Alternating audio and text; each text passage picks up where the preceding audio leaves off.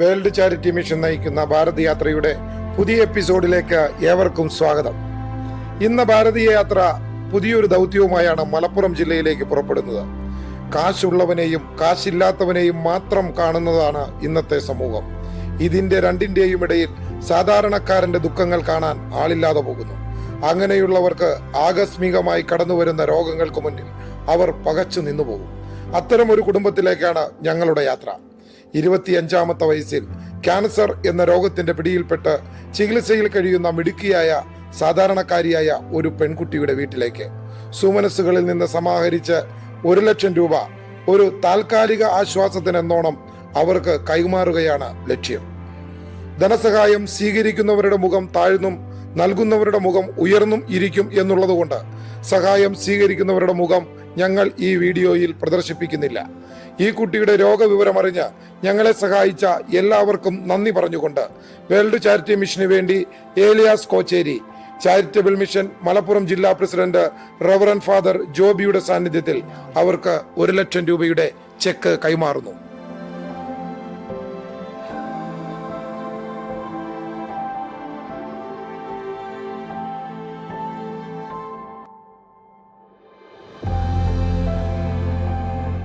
ജില്ലാ പ്രസിഡന്റ് ജോബി അച്ഛന്റെ നിർദ്ദേശപ്രകാരം വ്യത്യസ്തമായ ചില ചാരിറ്റി പ്രവർത്തനങ്ങൾ ഒന്ന് നേരിൽ കാണാൻ മൂത്തേടം എന്ന സ്ഥലത്തേക്ക്. നമസ്കാരം. ഭാരതയാത്ര ഇന്ന് എത്തി നിൽക്കുന്നത് നിലമ്പൂരിനടുത്തുള്ള, അതായത് മലപ്പുറം ജില്ലയിൽ നിലമ്പൂരിനടുത്തുള്ള മൂത്തേടം എന്ന സ്ഥലത്ത് ഒരു മാനുഷിക മൂല്യങ്ങൾക്ക് വ്യക്തമായ പരിഗണന നൽകി വ്യത്യസ്തമായ രീതിയിൽ സഹജീവികളോട് കരുണ കാണിക്കുവാൻ തുടങ്ങി ഒരച്ഛൻ, അതുപോലെ അവരോടൊപ്പം ജീവിക്കുന്ന ഒരു അച്ഛൻ്റെ മുമ്പിലാണ്. അദ്ദേഹം ഒരു ഡോക്ടർ കൂടിയാണ്. കൂടുതലായി അദ്ദേഹത്തെ നമുക്കൊന്ന് പരിചയപ്പെടാം. നമസ്കാരം ഫാദർ. നമസ്കാരം. നമസ്കാരം. അച്ഛൻ്റെ പേര് ഒഫീഷ്യൽ എങ്ങനെയാണ്? ഞാൻ അറിയപ്പെടുന്നത് ഡോക്ടർ ഫാദർ രാജു ജോർജ് തോട്ടത്തിൽ. അച്ഛൻ ഇവിടെ നടത്തുന്ന പ്രസ്ഥാനത്തിന്റെ ശരിക്കും പേര്, അറിയപ്പെടുന്ന പേര്? ഇത് നമ്മുടെ പ്രവർത്തനങ്ങളെല്ലാം കൂടെ സംഗ്രഹിച്ച് കെയ്റ്റർ എന്ന് പറയും. CATER community assisted total effective rehabilitation. ഇത് എത്ര കാലമായി ഇത് ഇവിടെ ആരംഭിച്ചിട്ട്? 36 വർഷങ്ങൾ കഴിഞ്ഞു. 36 വർഷങ്ങൾ കഴിഞ്ഞു. അച്ഛൻ എങ്ങനെയാണ് ഈ പ്രസ്ഥാനത്തിലേക്ക് ശരിക്കും കടന്നു? ഈ ലൈനിലേക്ക് തിരിയാൻ കാരണം, ഞാൻ 80-ൽ ബത്തേരി തിരുവല്ല രൂപതയിൽ നിന്നും ബത്തേരി രൂപതയിൽ എത്തിയതാണ്. ട്രാൻസ്ഫറായി വന്നതാണ്. എന്നെ മെഡിസിൻ പഠിക്കാൻ അനുവദിച്ചതും ഈ ദൗത്യം നൽകിയതും അഭിമന്യ സിറിൽ മാർ ബസേലിയോസ് തിരുമേനിയാണ് ഏൽപ്പിച്ചത്. ഇത് പ്രത്യേക സ്പെഷ്യലാണ്, കാരണം ഇത് ജനകീയ പ്രവർത്തനമാണ്. ഇവിടുത്തെ പ്രവർത്തനങ്ങൾ എന്തൊക്കെയാണെന്ന് അച്ഛന് പറയാം. ഇവിടുത്തെ പ്രവർത്തനങ്ങൾ, എല്ലാ പ്രവർത്തനമുണ്ട്. ടോട്ടൽ ഇഫക്റ്റീവ് റീഹാബിലിറ്റേഷൻ എന്ന് പറഞ്ഞാൽ നമ്മളൊന്ന് പോലീസോ കളക്ടറോ കോടതിയൊക്കെ കൊണ്ടുവരുന്ന അനാഥരായ രോഗികളെ സംരക്ഷിക്കും. 350ഓളം പേരെ സംരക്ഷിച്ചു കഴിഞ്ഞു. 138 പേരെ സംസ്കരിക്കുന്നത് പൊതു ശ്മശാനത്തിലാണ്. അല്ല, അപ്പൊ അവർക്ക് മതവും ജാതിയല്ല. ഇതിനകത്ത് കയറിയ പിന്നെ മതവും ജാതിയും പാടില്ല. ഒരു പ്രത്യേക വൈബാണ്. അതായത് നമ്മുടെ ഈ പ്രസ്ഥാനത്തിൽ മതം, ജാതി, പാടില്ല, രാഷ്ട്രീയം, അങ്ങനെ ഒന്നും പാടില്ല. ഇവിടെ ഒരു പ്രത്യേക സോഷ്യോളജിയാണ്. മാനുഷിക മൂല്യം എന്ന് പറഞ്ഞാൽ അത് പ്രത്യേക ഒരു ഇത് തന്നെ യേശുവിന്റെ ഒരു സന്ദേശമാണ്. ദൈവം പിതാവും നമ്മൾ സഹോദരങ്ങൾ. അതിനപ്പുറം ഒന്നുമില്ല. ഇതിനകത്ത് കയറിയ എല്ലാവരും ഒരുപോലാണ്. ഇവിടെ എത്ര അന്തേവാസികളുണ്ട്? 35ഓളം അന്തേവാസികൾ. 35ഓളം അന്തേവാസികൾ. പിന്നെ അച്ഛന് ഈ പൊതുപ്രവർത്തനങ്ങളായി പുറത്ത് ഹോസ്പിറ്റലുകളിൽ ഒത്തിരി ഉണ്ട്. ഇവിടെ തന്നെ ഉണ്ട്. ഇവരെ സംരക്ഷിക്കുന്നത് കൂടാതെ പുറത്തുനിന്ന് വരുന്നവർക്ക് കൗൺസിലിങ്ങും മെഡിസിനും ഫ്രീ ആണ്. പിന്നെ ആംബുലൻസ് ഫ്രീ ആണ്. പിന്നെ വിശപ്പിന് ഭക്ഷണമെന്നും പറഞ്ഞൊരു പരിപാടിയുണ്ട്. അത് ഇപ്പോൾ 6ഓളം ഭവനങ്ങളിലേക്ക് ഭക്ഷണത്തിന് പോകും. ഭക്ഷണം അവർ വന്ന് ഇവിടുന്ന് കൊണ്ടുപോകും. വിശക്കുന്നതിന് ഭക്ഷണം. നേരത്തെ 60 കുടുംബങ്ങൾക്കുണ്ടായിരുന്നു. കോവിഡ് കഴിഞ്ഞ് ഒന്ന് റെസ്ട്രിക്റ്റ് ചെയ്തിട്ടുണ്ട്. 6 കുടുംബത്തിന് ഇപ്പോഴും കൊടുത്തോണ്ടിരിക്കുകയാണ്. അവരുടെ നിത്യമായ ആവശ്യമുള്ള ഭക്ഷണ സാധനങ്ങൾ കൊണ്ടുപോകാം. ഇവിടെ അച്ഛൻ സ്റ്റാഫായിട്ട് ആൾക്കാരെ നിർത്തിയിട്ടുണ്ടോ? അതെയോ? ഒരു നേഴ്സുണ്ട്. പിന്നെ ബേസിക്കലി വോളണ്ടിയേഴ്സ് ആണ്. ഹോമിയോപ്പതിയാണ്. ഞാൻ ഇവിടുത്തെ രോഗികൾക്ക് ഞാനുള്ളപ്പോൾ അത്യാവശ്യമായി മുറിവുണ്ടായാൽ പോലും ഞാൻ കുത്തിക്കെട്ടി ഹോമിയോ മെഡിസിനാണ് കൊടുക്കുന്നത്. മറ്റ് കൂടുതൽ ആവശ്യം വന്നാൽ ഹെൽത്തിൽ നിന്ന് ഡോക്ടേഴ്സ് വരുന്നുണ്ട്. പിന്നെ അടുത്ത സഹകരിക്കുന്ന ഡോക്ടേഴ്സിൻ്റെയൊക്കെ പോകും. ഈ നിലമ്പൂർ ഭാഗം, അതായത് ഈ മലപ്പുറം ജില്ലയിലെ നിലമ്പൂർ ഭാഗം അച്ഛൻ തിരഞ്ഞെടുക്കാൻ കാരണം എന്താണ്? ഇതിനെ ഞാനിവിടെ ട്രാൻസ്ഫർ ആയിട്ട് പള്ളിയിൽ വന്നതാണ്, പള്ളി ചാർജായിട്ട് വന്നതാണ്. അത് കഴിഞ്ഞിട്ട് പള്ളി കഴിഞ്ഞ് പിന്നെ ഇവിടുന്ന് പോയില്ല, ഇവിടെ ആയി. പിന്നെ ഇവിടെ ഈ കെട്ടിടം ഉണ്ടാക്കിയത് എൻ്റെ അപ്പച്ചൻ തന്നെയാണ്. ഇവിടെ എൻ്റെ കൂടെ ഉണ്ടായിരുന്ന ഒരു സാറിന് അപ്പച്ചൻ ഉണ്ടാക്കി കൊടുത്ത ലോഡ്ജാണിത്. ഈ ലോഡ്ജ് ഇവിടെ ഉണ്ടെന്ന് അറിഞ്ഞു ബിഷപ്പ് പറഞ്ഞു ആ ലോഡ്ജ് മാറ്റിയിട്ട് അത് ക്ലിനിക്കാക്കാൻ പറഞ്ഞു. ക്ലിനിക്ക് ആക്കിയതാണ്. ബിഷപ്പ് പറഞ്ഞതുകൊണ്ട് അപ്പനത് നഷ്ടമായിട്ട് കണ്ടില്ല. അപ്പൊ അത് ആ ക്ലിനിക്കില് ക്ലിനിക്കിന്റെ കൂടെ തന്നെ ചാരിറ്റബിൾ സൊസൈറ്റി ഇവിടെ സ്റ്റാർട്ട് ചെയ്തു. അതിന്റെ മെമ്പർമാരൊക്കെയായിരുന്നു ഇവിടുത്തെ ഈ ലോക്കലായിട്ടുള്ള ഒത്തിരി ആൾക്കാർ. കമ്മിറ്റി എല്ലാം ഇവിടെ തന്നെ. അച്ഛനും ഒരു മെമ്പറായി. അച്ഛനാണ് നമുക്ക് ഈ സ്ഥാപനം പരിചയപ്പെടുത്തി തന്നത്. അച്ഛന് ഇപ്പൊ ഈ ഞാനൊന്നും പറയാതെ തന്നെ അച്ഛൻ വന്ന് സഹകരിക്കാൻ തുടങ്ങി. ഒരു മെമ്പർഷിപ്പ് എടുത്ത് അതിൽ വർക്ക് ചെയ്യുന്നു. ഞാൻ ചെയ്യേണ്ട അത്യാവശ്യ കാര്യങ്ങളൊക്കെ പുള്ളി തന്നെ ചെയ്തു. ഞാനില്ലെങ്കിൽ ചെയ്യും. പിന്നെ സെക്രട്ടറി ഉണ്ട്. സെക്രട്ടറി ഇപ്പൊ വരും. ഇപ്പം നമ്മൾ കഞ്ഞി കൊടുക്കാൻ പോകുന്ന ഒരു കാര്യം, കഞ്ഞി കൊടുക്കാൻ പോകുന്നത് 2005 നമ്മളെ MLA ആയിരുന്ന കുഞ്ഞാക്ക, നമ്മുടെ കുഞ്ഞാക്ക എന്ന് പറയുന്നത് ആര്യാടൻ മുഹമ്മദാണ് ഉദ്ഘാടനം ചെയ്തത്. ആര്യാടൻ മുഹമ്മദിന്റെ നാട്ടുകാരുടെ വിളിപ്പേരായിരുന്നു കുഞ്ഞാക്ക. അത് 2005 ആശുപത്രിയിൽ വൈകിട്ട് കഞ്ഞി വിളമ്പുന്നത് തുടങ്ങിയതാണ്. അത് ഇന്നും തുടരുന്നുണ്ട്. എല്ലാ ദിവസവും വൈകിട്ട് ഓരോരുത്തർ സ്പോൺസർ ചെയ്താലും ചെയ്തില്ലേലും അത് കൊടുത്തിരിക്കും. അങ്ങനെ ഈ 5-6 കാര്യങ്ങൾ സ്ഥിരമായിട്ട് ചെയ്തു പോകുന്നു. അപ്പൊ ഇതിന്റെ പദ്ധതിയുണ്ട്. ഇതിന്റെ വീട് പദ്ധതി അതൊന്ന് പറഞ്ഞു. സഹോദരനൊരു ഭവനം എന്ന പദ്ധതിയാണ്. സഹോദരനൊരു ഭവനം എന്ന പദ്ധതി. അതില് 6 വീട് ആദ്യത്തെ സെഷൻ കൊടുത്തു കഴിഞ്ഞു. ആർക്ക് കൊടുത്തൊന്നും പുറത്ത് പറയത്തില്ല. അത് അവരവരുടെ സ്ഥലങ്ങളിലാണ് വെച്ചിരുന്നത്. അത് കഴിഞ്ഞ് സെക്കൻഡ് സ്റ്റേജ് കോവിഡ് കഴിഞ്ഞിട്ട് ആരംഭിച്ചിട്ടുണ്ട്. അത് പ്രത്യേക ഒരു സിസ്റ്റത്തിലാണ്. 10 സെന്റിൽ ഒരു വീട് വെച്ചാണ് വെക്കുന്നത്. പക്ഷെ ആ വീട് താമസിക്കാമെന്നല്ലാതെ അവർക്ക് അവകാശം ഉണ്ടാകില്ല. കാരണം എഴുതി കൊടുത്താൽ അത് ഉടനെ നശിപ്പിക്കാൻ സാധ്യതയുള്ളെന്ന് മനസ്സിലായി. അതുകൊണ്ട് അങ്ങനെ അനുഭവം വല്ലതും അല്ല, അവര് ആദ്യം കൊടുത്തതൊക്കെ അവരുടെ കയ്യിലല്ലേ. ഇപ്പൊ ചെയ്യാൻ പോകുന്നതും ഇപ്പം നടക്കുന്നതും ഏതാണ്ട് തുടക്കം വിട്ടതും സെക്കൻഡ് സ്റ്റേജാണ്. അതിലൊന്ന് ഒരാൾ തന്നെ 10 സെന്റ് സ്ഥലം ഒരു വീടും കൂടെ തന്നിട്ടുണ്ട്. അവിടെ ഒരാൾ താമസിക്കുന്നുണ്ട്. ഒരു പാവപ്പെട്ട വീടില്ലാത്ത താമസിക്കാൻ. പുളിച്ചിമാക്കൽ നിർമ്മൽ ഭവൻ ബോർഡ് നമ്മൾ കൊണ്ടുവെക്കും. നിർമ്മൽ ഭവന്റെ ബോർഡ് കൊണ്ടായി. ഇപ്പൊ അടുത്തത് ഇനിയും ഈ 2 മാസത്തിനകം കൺസ്ട്രക്ഷൻ തുടങ്ങുന്നത് കുറുപ്പന്തറയാണ്. കോട്ടയം ജില്ല. അവിടെയാണ് കിട്ടിയ 1 ഏക്കർ സ്ഥലം. ഒരു ജോസഫ് കിഴക്കേമഠം എന്ന മനുഷ്യൻ 1 ഏക്കർ സ്ഥലം തരാമെന്ന് പറഞ്ഞു. അതിന്റെ പ്രാരംഭ നടപടിയെ പുള്ളി ചെയ്യുകയാണ്. പിന്നെ ഇതിന്റെ എല്ലാവർക്കും ഇങ്ങനെ ചാരിറ്റിയോടൊക്കെ താല്പര്യം ഉണ്ടാവും. പക്ഷെ ജീവിത പ്രാരാബ്ദങ്ങളൊന്ന്, അതുകൂടാതെ ഇതിന്റെ ബാധിക്കുന്ന ഒരു പ്രശ്നം സാമ്പത്തികമാണ്. അപ്പൊ അച്ഛനെ ഇവിടെ വരുന്നവരെല്ലാം ഒരു കല്ലെങ്കിലും എനിക്ക് മാസം തരണമെന്ന് പറയും. ഒരു കല്ലെന്ന് പറഞ്ഞാൽ 100 രൂപ. അങ്ങനെ 100, 200, 500 ഒക്കെ തരുന്നവരുണ്ട്. ഇപ്പൊ ചെമ്പാല ടീ ഫാക്ടറി എല്ലാ മാസവും 10 കിലോ തേയിലയും 1000 രൂപയും തരും. 10 കല്ലും തരും എല്ലാ മാസവും വർഷങ്ങളായിട്ട്. അപ്പൊ അങ്ങനെയാണ് ഈ കൺസ്ട്രക്ഷൻ, താഴത്തെ കൺസ്ട്രക്ഷൻ ഒക്കെ തീർന്നു. ഇനി നമുക്ക് കൺസ്ട്രക്ഷൻ വേണ്ട. അത് ആളുകൾക്ക് താമസിക്കാനുള്ള സൗകര്യം ഉണ്ടാകും. ഇപ്പോൾ കിഴക്കേമഠം ജോസഫിന്റെ സ്ഥലത്താണ് ഇനി വീട് വരാം. 10 സെന്റിൽ ഒരു വീടാണ്. 10 സെന്റിൽ വരും. അപ്പൊ 10 വീട് വരും. നമ്മുടെ ഈ പ്രസ്ഥാനത്തിൽ ജാതിയില്ല, മതമില്ല, രാഷ്ട്രീയമില്ല, ഉച്ചനീചത്വങ്ങളില്ല. എല്ലാവരും ഒരേ കാഴ്ചപ്പാടില് പോകുന്നു. ഇത് പരിചയപ്പെടുത്തിയത് അതുകൂടാതെ ഇത് നടത്തുന്നത് കാത്തലിക് സഭയിലെ അച്ഛനാണ്. അത് അച്ഛൻ്റെ എന്ന് പറയാൻ പറ്റില്ല, ഒരു കമ്മിറ്റി നടത്തുന്നു. ഈ ലോക്കൽ ആൾക്കാർ ആരോടും ചോദിച്ചിട്ടില്ല. അവരുടെ വീട്ടിലെ ഹിന്ദുക്കളും മുസ്ലിംസും ഒക്കെ നേർച്ചയായിട്ടും ഒക്കെ അവർ കൊണ്ടുവരുന്നുണ്ട്. അപ്പൊ നമുക്ക് ഇതിന്റെ ബാക്കി കാര്യങ്ങളെല്ലാം നമുക്ക് ഇതൊക്കെ ഒന്ന് കണ്ടതിന് ശേഷം സംസാരിക്കാം. അപ്പൊ വിലപ്പെട്ട സമയം ഞങ്ങളോട് ചെലവഴിച്ചതിന് നന്ദി. അപ്പോ നമ്മുടെ പ്രേക്ഷകർക്കും ഇതുപോലെ ഈ പ്രവർത്തനങ്ങളിൽ ആകുവാൻ താല്പര്യമുണ്ടെങ്കിൽ അതിനുള്ള ഡീറ്റെയിൽസ് നമ്മൾ ചൂടെ കൊടുക്കുന്നതാണ്. അപ്പൊ നമുക്ക് ഇനി ഇവിടുത്തെ പ്രവർത്തനങ്ങളെ കുറിച്ച് ഒന്നറിയാം. അതിനുശേഷം ബാക്കിയായി വരാം. ഓക്കെ. നമ്മള് വേൾഡ് ചാരിറ്റി മിഷന്റെ തന്നെ മലപ്പുറം ജില്ലയുടെ ചാർജുള്ള അച്ഛനാണ്. അച്ഛൻ തന്നെ സ്വയം ഒന്ന് പരിചയപ്പെടുത്തും. എൻ്റെ പേര് ജോബി എസ് എന്നാണ്.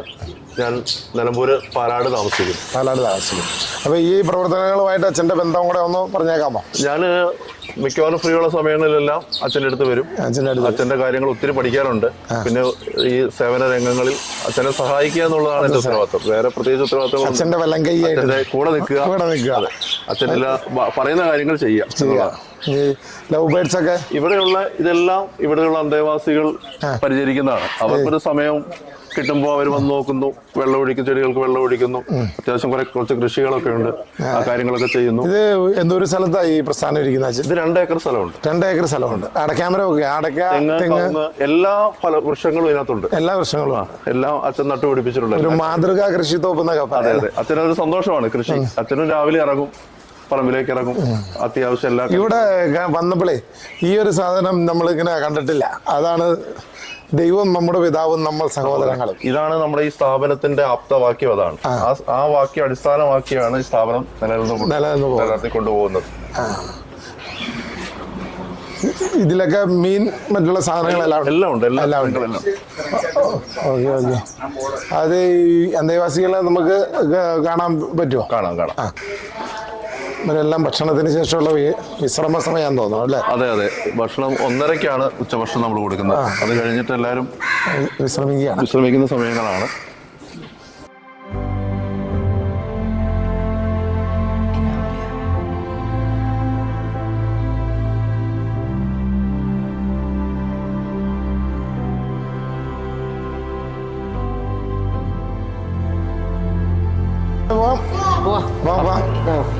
തലതിരിച്ചിട്ടേക്കുന്നേ, ശരിക്കിടന്നേ. ഇത് മറന്നുപോയോ? തിരിച്ചിട്, ശരിക്കിട.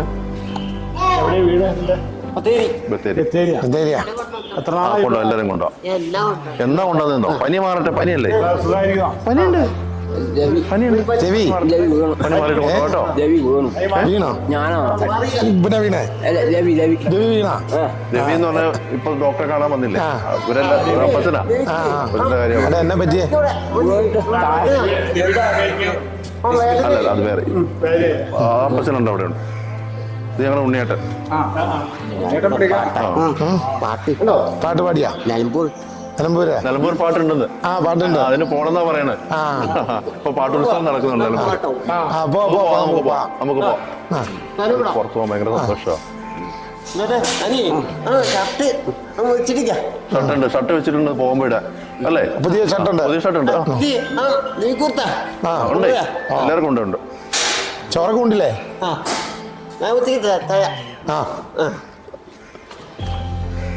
ഇത് ഞങ്ങളുടെ നീലക്കുഞ്ഞാണ് കേട്ടോ. നീലക്കുഞ്ഞ്.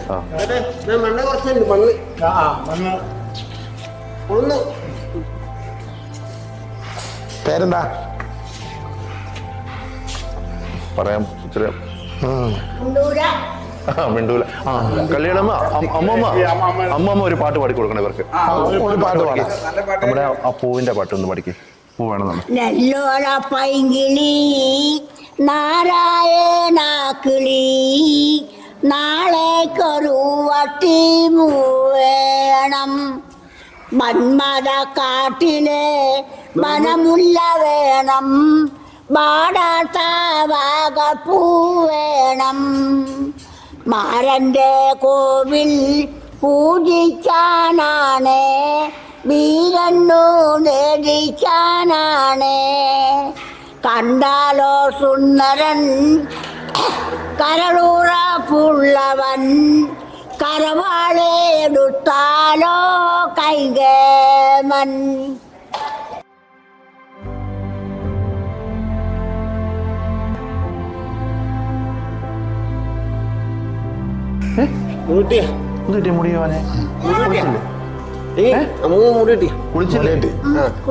പിന്നെന്താ മുടി പിന്നെന്താ മുടി എന്താ? നമ്മൾ പോയിരുന്നോട്ടോ. ചോറുണ്ടല്ലേ? വരാറില്ലേ? നമ്മൾ പോയി. ഇവര് 1-2 പേര് മലയാളീസ് ഒന്നും അല്ല. മലയാളം ഒന്നും അറിയത്തില്ല. ഇതൊക്കെ ഇവരൊക്കെ 1-2 പേർക്ക് മലയാളവും കാര്യങ്ങളൊന്നും ലാംഗ്വേജ് പോലും നമുക്കറിയില്ല. അതൊന്നും അങ്ങനെയുള്ളവരും ഉണ്ട്. സാറയ്ക്ക് വയ്യ. ഇവിടെ നമ്മൾ വേറെ പേരിടുവോ അതൊക്കെ? പോലീസൊക്കെ വരുമ്പോൾ ഉള്ള പേര് പേരിടും. സാറാന്നാവുള്ള സാറാ വർത്തമാനം പറയാൻ ഇച്ചിരി ബുദ്ധിമുട്ടാണ്. അതെ, ആണോ? ശരിയാക്കാട്ടോ.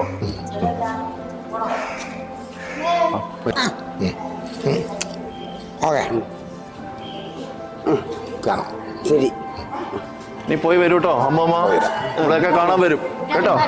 ആ വരും വരണമെന്നല്ല, വരും കേട്ടോ. നമുക്ക് പാട്ടൊക്കെ പാടാം കേട്ടോ. ഞാനിവിടെ ഇല്ലേ, പിന്നെന്താ അവര് വരാൻ? ഞാൻ പോണില്ലല്ലോ. നമുക്ക് പാട്ടൊക്കെ പാടണ്ടേ കേട്ടോ. നിങ്ങളുടെ അമ്മമ്മയാണ് ഇവിടുത്തെ സിംഗർ. നല്ല പാട്ടായിരുന്നു കേട്ടോ, നല്ല പാട്ടാട്ടോ. പോട്ടാ, അവിടെ പോയിട്ട് വരാം. പോയിട്ട് വരും അച്ഛനെ. അങ്ങോട്ട് വരും. പോയിട്ട് വരാം കേട്ടോ.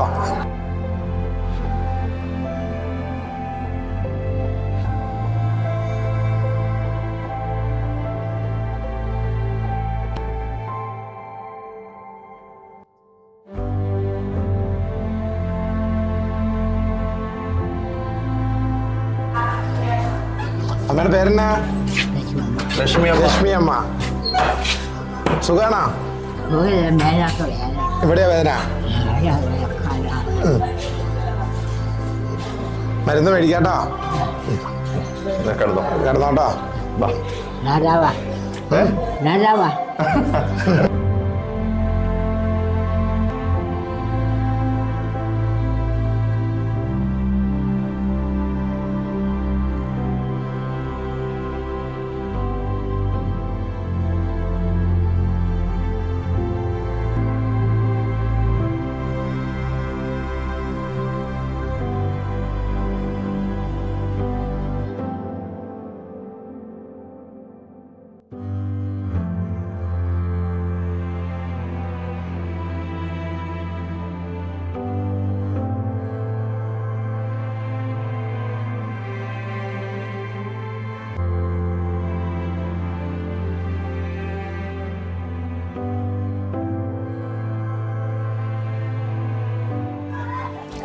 ഇവിടെ എന്തൊക്കെയുണ്ട് അച്ഛാ ശരിക്കും?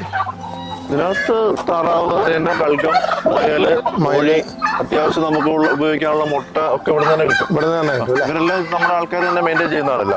നാടൻ കോഴികള് എല്ലാം ഉണ്ട്.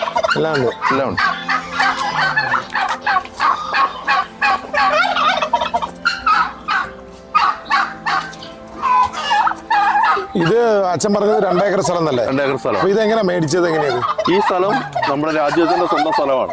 നമ്മുടെ അച്ഛന്റെ കുടുംബ സ്വത്താണ്. അല്ലാതെ ആരും ദാനമായിട്ട് കൊടുത്തതോ പിരിവെടുത്ത് മേടിച്ചതല്ല. ഈ പൊതുസമൂഹം കുടുംബസ്വത്ത് എനിക്ക് വേണം വാശി പിടിക്കുമ്പോ അച്ഛന്റെ കുടുംബസ്വത്ത് അച്ഛൻ നാട്ടുകാർക്ക് കൊടുത്തു എന്നുള്ളതാണ്.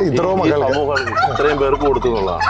ഇതെല്ലാം അച്ഛന്റെ സ്വന്തം പ്രോപ്പർട്ടി, അച്ഛന്റെ പേരിലാണ് സ്ഥലം. അല്ലാതെ അച്ഛന്റെ അച്ഛന് വേണ്ടി കൊടുത്തിരിക്കുന്ന സ്ഥലമാണ്. അച്ഛൻ എന്നിട്ട് ഒരു സൊസൈറ്റി ട്രസ്റ്റ് രൂപീകരിച്ച് ഇതിൽ കാര്യങ്ങൾ നടത്തുന്നു. പക്ഷെ ഇത് വെൽ മെയിൻറ്റൈൻഡ് ആണ് തോട്ടങ്ങളൊക്കെ. അതെ, അത് മെയിൻ അച്ഛൻ തന്നെയാണ്. അച്ഛൻ രാവിലെ ഇറങ്ങിയിൽ പാടത്ത് അല്ലെങ്കിൽ എല്ലാത്തിന്റെ ചുവട്ടിൽ പോയി പുല്ല് പറിക്കലും വളവിടിയിലും കളയ്ക്കലും ഒക്കെ അച്ഛന്റെ തന്നെ സ്വന്തം പണിയാണ്. അത് അച്ഛന് സന്തോഷമാണ്. അതെ. നമുക്ക് ഈ കഞ്ഞി കൊടുക്കണ കാര്യം പറഞ്ഞില്ലേ? അതെ. അതിന്റെ ടൈം എത്രയാന്ന് നോക്കി? സമയമായി 3:30 നമുക്ക് ശരിക്കും പറഞ്ഞാൽ ഒരുപാട് സമയം എടുത്തു വരേണ്ടതായിരുന്നു. പക്ഷെ ഇപ്പൊ കഞ്ഞി മുടങ്ങാൻ പറ്റില്ല. നമ്മളവിടെ വെയിറ്റ് ചെയ്യുമായിരിക്കും. 10 നമുക്ക് അവിടെ കഞ്ഞി കൊടുക്കണം. അപ്പൊ നമുക്ക് എന്നാ പോയാലോ? അങ്ങോട്ട് പോകാം. നമുക്ക് ഇനി ഒരിക്കൽ സമയമുള്ള സമയത്ത് നമുക്ക് വരാം. വിശാലമായിട്ടൊക്കെ കാണാം. നമുക്ക് അത് കഞ്ഞി കൊടുക്കാം. ഓരോ മനുഷ്യരുടെയും ജീവിതത്തിന് ഓരോ നിയോഗങ്ങളുണ്ട്. സമൂഹത്തിൽ ഉപേക്ഷിക്കപ്പെട്ട അനാഥരും ആലംബഹീനരുമായവർക്ക് അത്താണിയാകാൻ സർവേശ്വരന്റെ നിയോഗം എന്ന പോലെ തിരഞ്ഞെടുക്കപ്പെട്ടവർ ആയിരിക്കാം ഈ 2 പുരോഹിതന്മാരും. ജീവിതയാത്രയിലെ ദുരനുഭവങ്ങൾ കൊണ്ട് മനസ്സിന് താങ്ങാനാകാതെ മനസ്സിന്റെ താളം തെറ്റി മനോനില തകർക്കപ്പെട്ട സമൂഹത്തിൽ പരിഹാസപാത്രമായി ജീവിക്കേണ്ടി വരുന്നവർ, അവർക്ക് അത്താണിയായി അവരെ സ്നേഹിക്കുവാനും ഉൾക്കൊള്ളുവാനും ഇവർ കാണിക്കുന്ന ഈ ദൈവിക തേജസ് ഇവിടെ പ്രവർത്തിക്കുന്ന പുരോഹിതന്മാരിൽ ഞങ്ങൾ കണ്ടു. നിർമ്മൽ ഭവന്റെ പ്രവർത്തനങ്ങൾ, അതും നിസ്വാർത്ഥമായ പ്രവർത്തനങ്ങൾ, യാത്രാംഗങ്ങൾ എല്ലാവരെയും ഏറെ സ്വാധീനിച്ചു. ജോൺ ചേട്ടൻ പറഞ്ഞത്, ഇനി വരുമ്പോൾ ഒരാഴ്ചയെങ്കിലും ഇവരുടെ പ്രവർത്തനങ്ങളിൽ ഇവരോടൊപ്പം താമസിച്ച് പ്രവർത്തിക്കണം എന്നാണ്. നമ്മുടെ ജീവിതത്തിനും ഏറെ അനുഭവങ്ങൾ കിട്ടുവാൻ ഇത് വളരെ നല്ലതാണെന്ന് സജി ചേട്ടനും. പുറം ലോകത്തിന്റെ ക്രൂരതകൾ ഒന്നും അറിയാതെ നിഷ്കളങ്കമായി ചിരിക്കുകയും പെരുമാറുകയും ചെയ്യുന്ന ഈ അന്തേവാസികൾക്കൊപ്പം അവരെ ശുശ്രൂഷിച്ച് താമസിക്കുവാനും ഗവൺമെന്റ് ഹോസ്പിറ്റലിലെ കഞ്ഞി വിതരണത്തിന് പുരോഹിതന്റെ കൂടെ കൂടുവാനും ഏലിയാസ് ചേട്ടനും ആദമും ജോൺ ചേട്ടനും അടങ്ങുന്ന ഈ സംഘം അടുത്ത മാസം തന്നെ തിരികെ വരാം എന്ന തീരുമാനത്തിലെത്തി.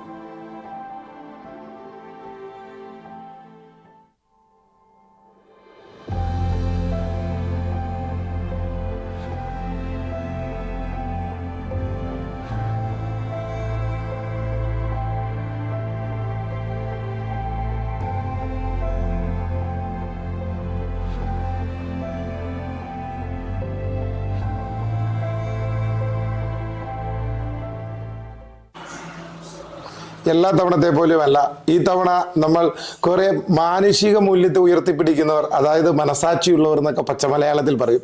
അങ്ങനെ ഒരു പറ്റം ആൾക്കാരിലെ നേതൃത്വം വഹിക്കുന്ന 2 അച്ഛന്മാരെയും നമ്മൾ കണ്ടു.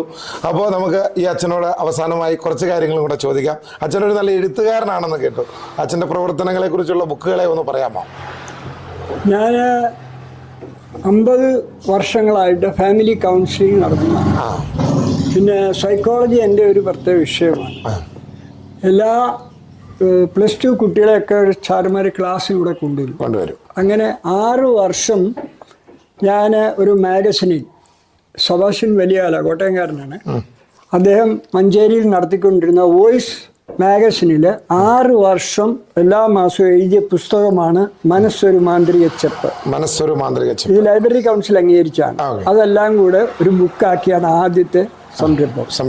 പിന്നെ രണ്ടാമത്തത് ശ്രീ മാന്ത്രിക ചെപ്പിന്റെ പങ്കാളി 50 വർഷത്തെ ഫാമിലി കൗൺസിലിങ്ങിന്റെ റിസൾട്ടാണ്. ഭാര്യ ഭർത്താക്കന്മാർ ധൈര്യമുണ്ടെങ്കിൽ ഒന്നിച്ചു വായിക്കണമെന്നാണ് പറയുന്നത്. സ്ത്രീ പുരുഷ കുടുംബം അവരൊന്നിച്ചിരുന്ന് വായിക്കാൻ പറ്റുന്നില്ലെങ്കിൽ എന്തോ പ്രശ്നമുണ്ടെന്നുള്ളത് ഉറപ്പാണ്. ഇത് ഇത്തിക്കണ്ണികൾ, ഈ സമൂഹത്തിന്റെ തനി രൂപം. നമ്മുടെ അച്ഛന്റെ ജീവിത അനുഭവങ്ങൾ ഇവിടെ ഞാൻ അവരുടെ കൂടെ ജീവിക്കുന്നു, അവരുടെ അനുഭവങ്ങളും എല്ലാ സാമൂഹ്യ രംഗത്ത് വെച്ചാണ്. പിന്നെ ഈ പ്രസ്ഥാനം എങ്ങനെ ഉണ്ടായി എന്താണെന്നുള്ളതിൻ്റെ ഇതാണ് അനുഭവങ്ങളുടെ ഞാൻ ട്രീറ്റ് ചെയ്ത കേസുകളും ഒത്തിരി ഉണ്ട്. ഞാൻ വഴി വെച്ച് തന്നെ രോഗികളെ കുത്തിക്കെട്ടി എടുക്കുകയൊക്കെ ചെയ്ത് കൊണ്ടുപോയിട്ടുണ്ട് ഹോസ്പിറ്റലിൽ. ബസ് ഓടിച്ചുകൊണ്ട് പോയിട്ടുണ്ട്. ബസ്സിന് ഡ്രൈവർക്ക് കേട് വന്നിട്ട് ബസ്സും യാത്രക്കാരെയും കൂടെ നിലമ്പൂർ കൊണ്ടുപോയിട്ടുണ്ട്. പിന്നെ ലാസ്റ്റ് പുസ്തകമാണ് മാനിഷാദ. ഇത് KNA ഖാദറാണ് അവതാരി എഴുതി ഇവിടെ വന്ന് പ്രകാശനം ചെയ്തു. അങ്ങനെ 7 പുസ്തകങ്ങളുണ്ട്. ഒന്ന് എന്നെ നോക്കി കരയണ്ട എന്ന് പറയുന്നൊരു പുസ്തകമാണ്. അത് കോപ്പികൾ അധികം ഇല്ലാത്തതുകൊണ്ട് ഇത് നമുക്കിപ്പോൾ നമ്മുടെ പ്രേക്ഷകർക്ക് ആർക്കെങ്കിലും വേണമെങ്കിൽ തരാം. സെറ്റായിട്ട് വന്നാൽ 800 രൂപ തന്നാൽ മതി, അല്ലെങ്കിൽ 1050 രൂപയാണ് ഇതിൻ്റെ വില. അങ്ങനെ. പിന്നെ അച്ഛനിപ്പോൾ എത്ര വയസ്സായി? എനിക്ക് 79 വയസ്സേ ആയുള്ളൂ. 79 വയസ്സ്. 79ാമത്തെ വയസ്സിലും നല്ല ചുറുചുറുക്കോടെ തന്നെ 16കാരന്റെ ചുറുചുറുക്കോടെ അതുപോലെ ആകാം. രാത്രി ഭക്ഷിക്കാതിരുന്നാൽ മതി. അതെ, ഒരു പുതിയ സന്ദേശം കൂടെ. രാത്രി ഭക്ഷണം എല്ലാം ഇതിനകത്ത് കൊടുത്തിട്ടുണ്ട്. 62 അരുതുകൾ. അതിൽ ഏറ്റവും പ്രധാനപ്പെട്ട അരുതാണ് നിറഞ്ഞ വയറോടും നീറുന്ന മനസ്സോടും ഒറ്റ ദിവസം പോലും സൂര്യാസ്തമനത്തിന് ശേഷം ഉറങ്ങരുത്. ഉറങ്ങിയാൽ പ്രൊലാക്റ്റിൻ കോർട്ടിസോൾ എന്ന് പറയുന്ന ബില്യൺ ഹോർമോൺസ് വർക്ക് ചെയ്യും, നിങ്ങൾ രോഗികളാകും. അതാണ് ഉറപ്പാണ്. അതുകൊണ്ട് ഇവിടെ രാത്രി ഭക്ഷണമില്ല. 6 മണിക്കാണ് 5:30ക്കാണ് ഇവിടുത്തെ ഭക്ഷണം. എല്ലാവരും സുഖമായിരിക്കുന്നു. 10-85 വയസ്സുള്ളവരാണ്, വലിയ കുഴപ്പമില്ലാതെ പോകുന്നത്. അങ്ങനെയാണ്. അപ്പോൾ പ്രവർത്തനങ്ങൾ, അതായത് നമ്മളുടെ സാധാരണ ആൾക്കാർ വാക്കുകളിലാണ് അവരുടെ പ്രവർത്തനങ്ങൾ. പക്ഷേ അച്ഛനെ സംബന്ധിച്ച് പ്രവർത്തനമാണ് അച്ഛൻ്റെ വാക്ക്. അതിൻ്റെ പ്രവർത്തന പരിചയങ്ങളാണ് ഈ ബുക്കുകൾ. അപ്പോൾ ഒരുപാട് ആഴങ്ങളിലേക്ക് പഠിക്കുവാൻ സാധിച്ചു. എന്തായാലും ഇത്തരം അറിവുകളും കാര്യങ്ങളും അതുപോലെ നേരിട്ട് കാണാൻ ഞങ്ങൾക്ക് സാധിച്ചതിൽ ഭാരതയാത്രയുടെ എല്ലാ അംഗങ്ങളും സന്തോഷവാന്മാരാണ്. അപ്പോൾ ഈ തവണത്തെ ഭാരതയാത്ര ഇന്നിവിടെ അവസാനിക്കുന്നു. അടുത്ത തവണ ഇതിലും നല്ലൊരു എപ്പിസോഡുമായി പുതിയ ജീവിത പാഠങ്ങളുമായി നമുക്ക് വീണ്ടും കാണാം. നന്ദി, നമസ്കാരം.